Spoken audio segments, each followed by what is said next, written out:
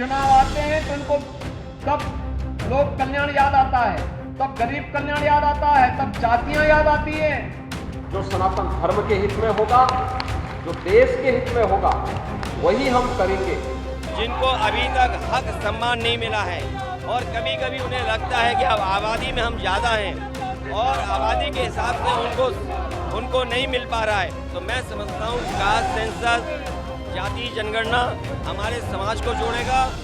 2024 की बिसात पर जहां विपक्ष जातिगत जनगणना के मुद्दे को ब्रह्मास्त्र की तरह इस्तेमाल कर रहा है, तो वहीं बीजेपी ने भी अपनी तरकश में सनातन का मुद्दा सजा लिया है। इसी कड़ी में सीएम योगी आदित्यनाथ ने विपक्ष के जाति प्लान पर निशाना साधते हुए कहा कि 4.5 साल सोने वाले विपक्ष को चुनाव से पहले जाति की याद आती है।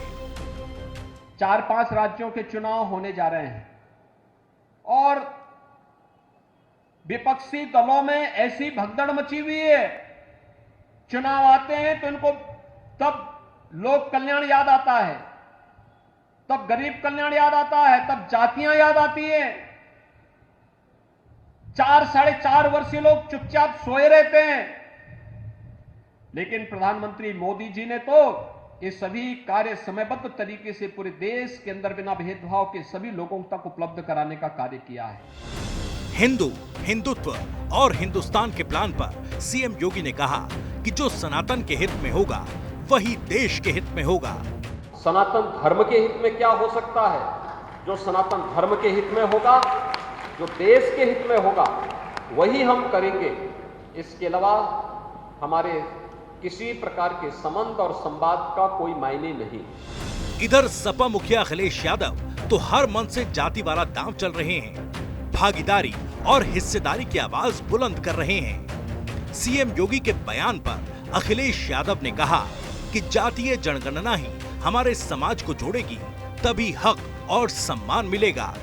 जाति जनगणना से एक दूसरे से और करीब लाने का काम होगा और जो जातियां हमारी छूट गईं, जिनको अभी तक हक सम्मान नहीं मिला है और कभी कभी उन्हें लगता है कि अब आबादी में हम ज़्यादा हैं और आबादी के हिसाब से उनको नहीं मिल पा रहा है, तो मैं समझता हूँ कास्ट सेंसस, जाति जनगणना हमारे समाज को जोड़ेगा।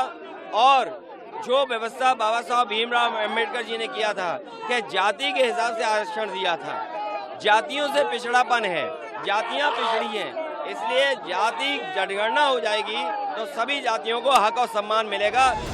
दरअसल बिहार में हुई जातिगत जनगणना के बाद विपक्षी खेमे की हर पार्टी यही मंत्र जप रही है। बीते दिनों राहुल गांधी ने इस मुद्दे पर नया रंग रोगन लगाते हुए कहा कि जहां जहां हमारी सरकार, वहां जाति जनगणना कराएगी कांग्रेस सरकार। हमारी कास्ट सेंसस पे चर्चा हुई, डिस्कशन हुआ और एक ऐतिहासिक निर्णय कांग्रेस वर्किंग कमेटी ने लिया है। काफी खुशी की बात है। हमारे चीफ मिनिस्टर ने भी डिसीजन लिया है कि वो भी राजस्थान में, कर्नाटक में, छत्तीसगढ़ में, हिमाचल में कास्ट सेंसस को आगे बढ़ाएं। बहरहाल जाति जनगणना और भागीदारी के मुताबिक हिस्सेदारी का मुद्दा उछालकर विपक्ष ने बड़ा राजनीतिक दांव तो चल दिया। वहीं पीएम मोदी से लेकर सीएम योगी तक हिंदुत्व और सनातन का दांव चल रहे हैं। ऐसे में सवाल यही है कि 24 की बिसात सनातन वर्सेस होगा जात। सवाल ये भी कि किसका दांव ज्यादा दमदार।